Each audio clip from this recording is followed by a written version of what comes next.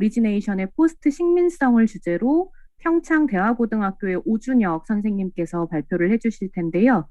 발표 지금 준비되셨을까요? 네, 됐습니다.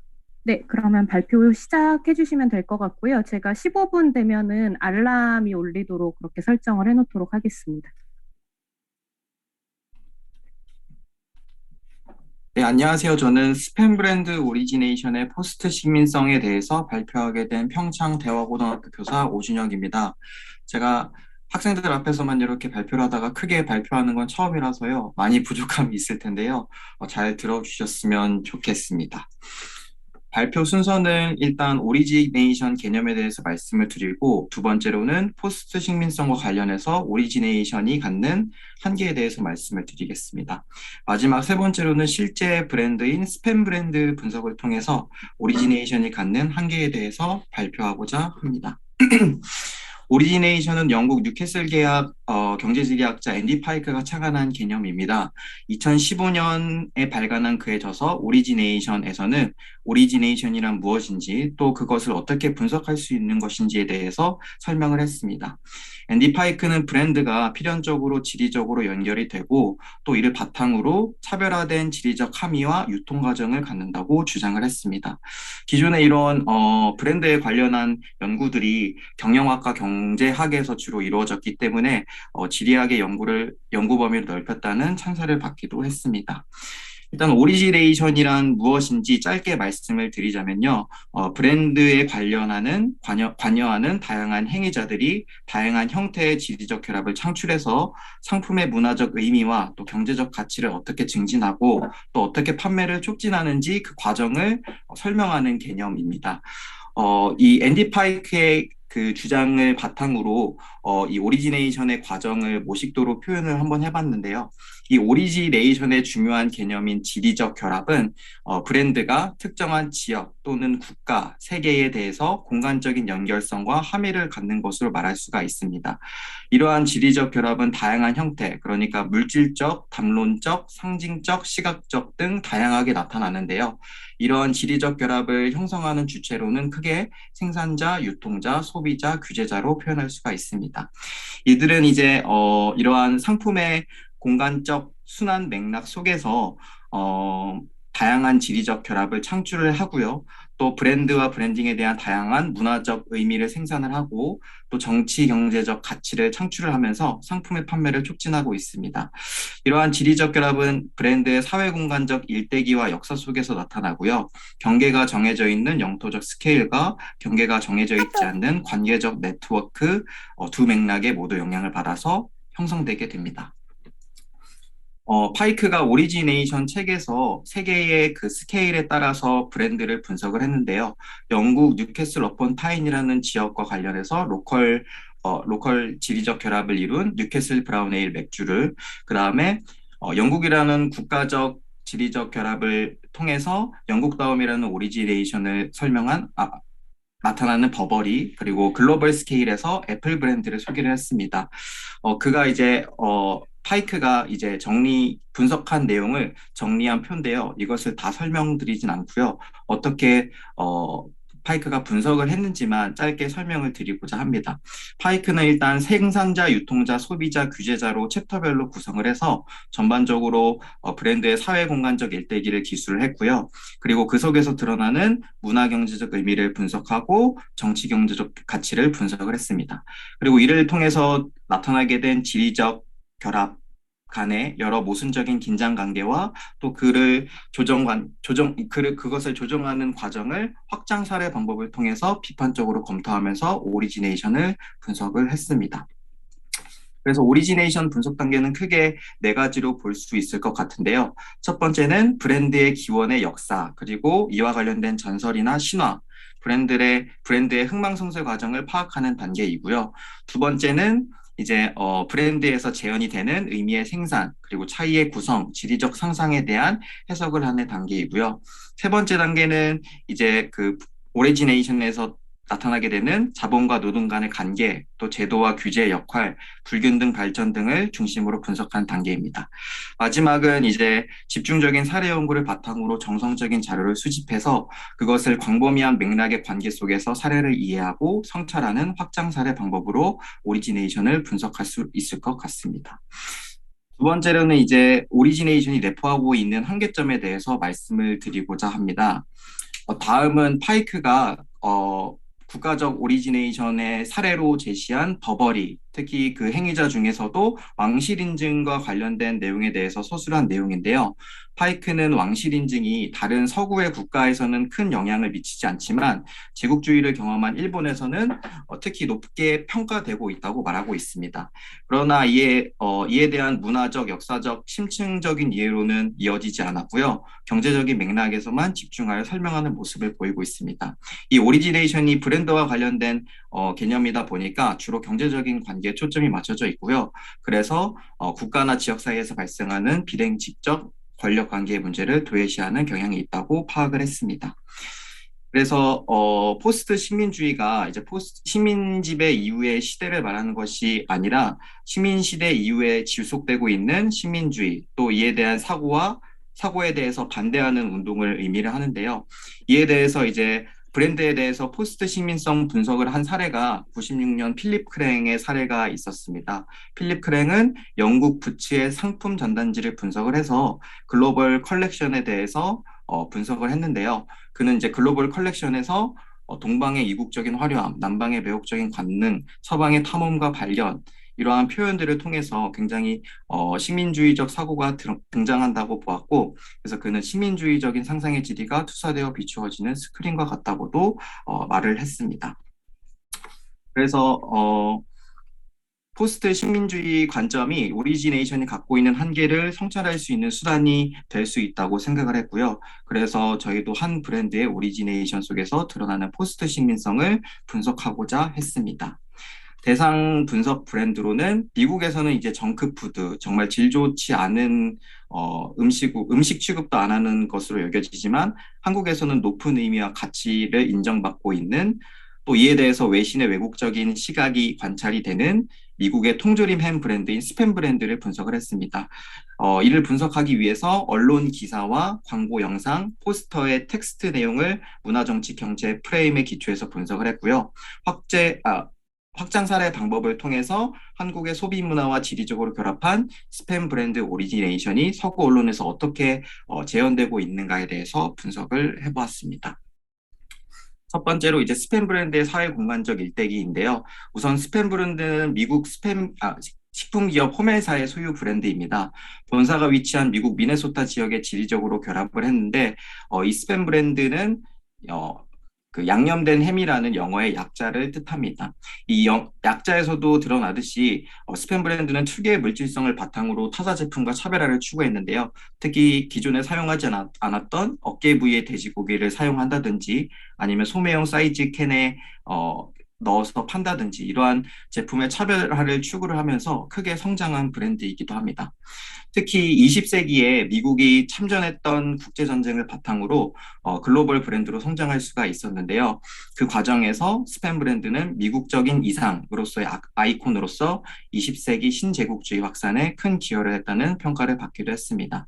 그러나 이런 이제 20세기의 신제국주의 확산이 로컬 문화의 파괴로는 이루어지지 않았는데요. 예를 들어서 하와이에서는 스팸 무습이라는 로컬화된 음식 문화가 나타나게 되었고요. 필리핀에서는 그 지역의 기존에 있었던 음식과 그 달걀 볶음밥에 스팸을 더한 스팸실로그라는 음식이 등장하기도 했습니다. 이는 이제 브랜드의 원산지에서와는 또 다른 오리지네이션이 형성되는 모습을 보여주고 있는 것이라고 말할 수 있겠습니다. 이러한 모습은 이제 우리 한국에서도 관찰이 되었는데요. 우선 스팸은 1987년에 한국의 제일재단과 라이센스 계약을 통해서 생산 및 유통이 되기 시작합니다. 초창기, 그러니까 2000년대 초반 전까지 한국에서의 스팸 브랜드 오리지네이션은 간단하게 말씀을 드리자면 미국성과 세계성이라고 말할 수 있을 것 같은데요. 왼쪽에 보시는 이 스팸 브랜드 이 포스터는 당시의 포스터입니다. 보시면 이제 포스터 속에서 자유의 여신상이 등장을 하고 있고요. 그리고 카우보이 복장을 한 여성이 등장을 합니다. 그러나 이 둘 모두 그 본사가 위치한 미네소타와는 전혀 거리가 먼 모습을 보이는데요. 원래 기존에는 이 미네소타라는 지역의 지리적 결합을 했지만 한국에 들어오면서 미국이라는 국가적 스케일, 그러니까 이 자유의 여신상과 카우보이 복장을 통해서 미국이라는 국가적 스케일에 집중적으로 지리적 결합을 한 모습을 보입니다. 이는 우리나라 그 당시의 서구 문물을 좀 더 뭔가 동경의 대상으로 여겼던 소비 문화를 고려해서 유통자인 제일제당이 이렇게 지리적인 결합을 미국의 스케일에 맞춰서 한 모습을 볼 수 있습니다. 그러나 초창기 이런 스팸 오리지네이션은 2000년대 이후에 변화가 되는데요. 우선 첫 번째 특징으로는 물질성의 변화가 나타납니다. 한국인들이 저지방 그리고 낮은 나트륨의 함량을 선호하고 또 이 밀가루가 들어간 햄을 저급햄으로 취급하고 그리고 씹히는 게 크면 이것을 이물질로 생각하는 한국인들의 입맛과 기호에 맞게 이 한국에 맞게 물질성의 변화된 모습을 보이기도 하고요. 두 번째로는 소비 측면에서도 변화가 나타나게 됩니다.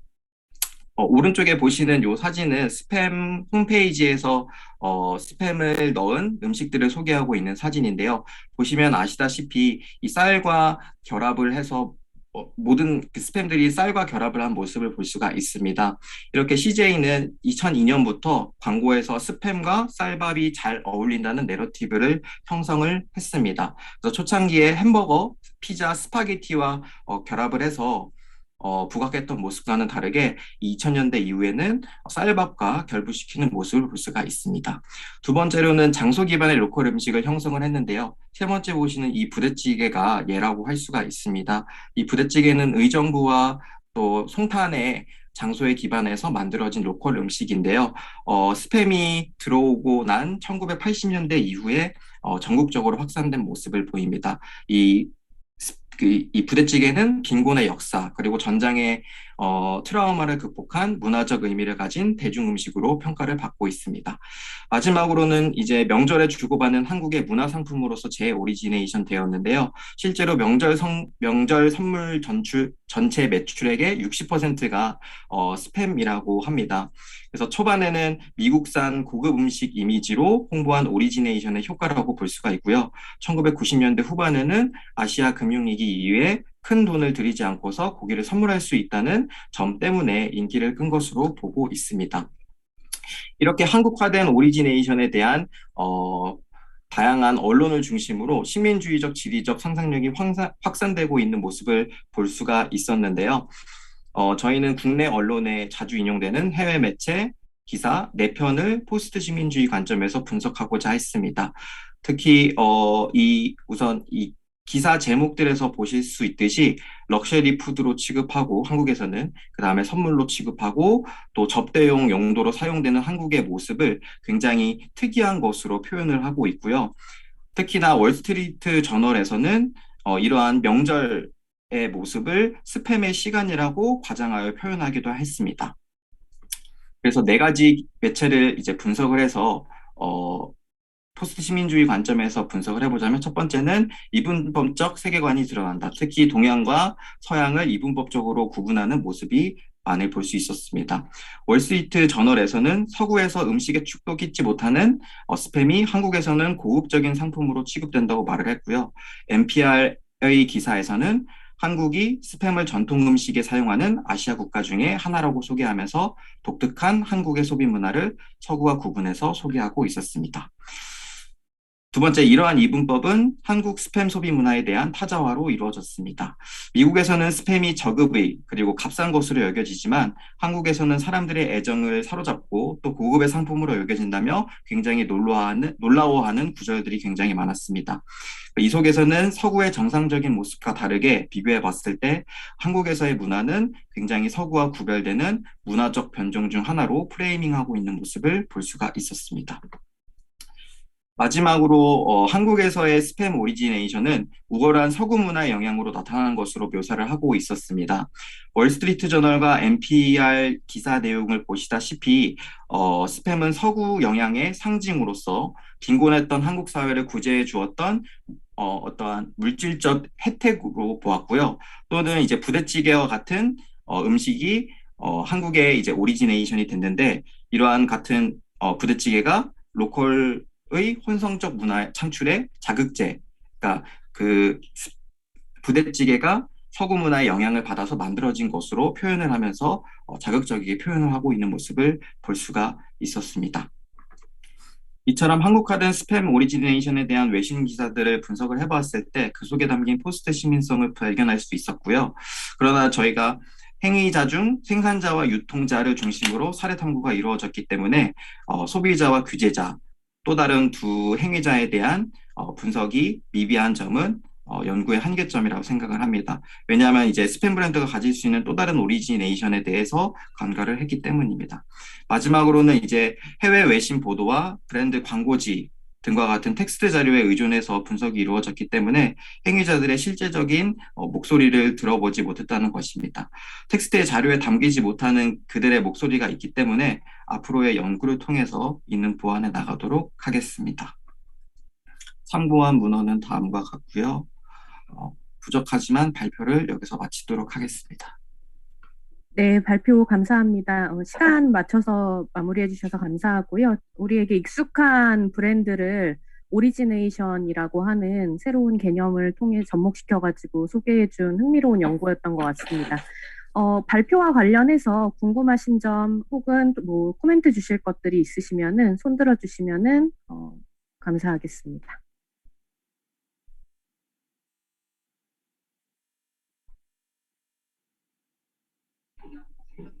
제가 간단하게 한 가지만 좀 여쭤보고 싶은데요. 발표를 좀 듣다 보니까 그 스팸에 대한 그 미국 언론의 그 기사가 연구자가 그 이제 제시한 그 자료를 보면은 2013년, 14년도에 이렇게 치중돼 있는데 혹시 그때 치중된 이유가 뭐 있나요? 그거에 대해서 한번 좀 말씀 좀 해주시기 부탁드립니다.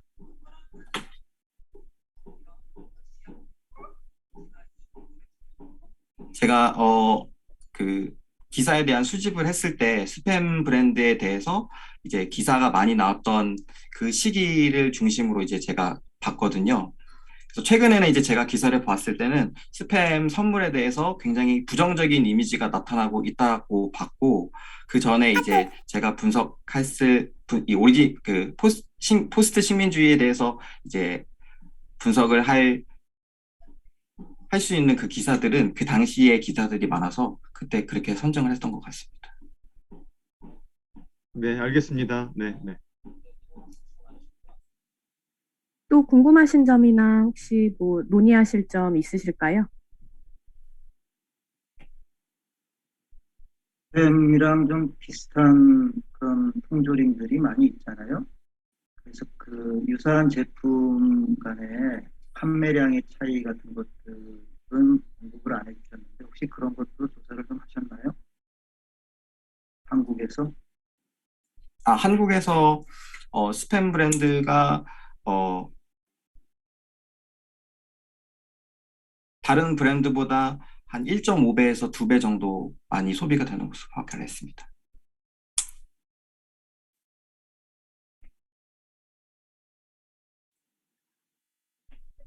네, 더 궁금하신 거 혹시 있으실까요? 한 분 정도 더 받을 수 있을 것 같습니다. 없으시면은 이제 두 번째 발표로 넘어가도록 하겠습니다. 발표해주신 오준혁 선생님 다시 한번 감사드리고요. 이어서 켄터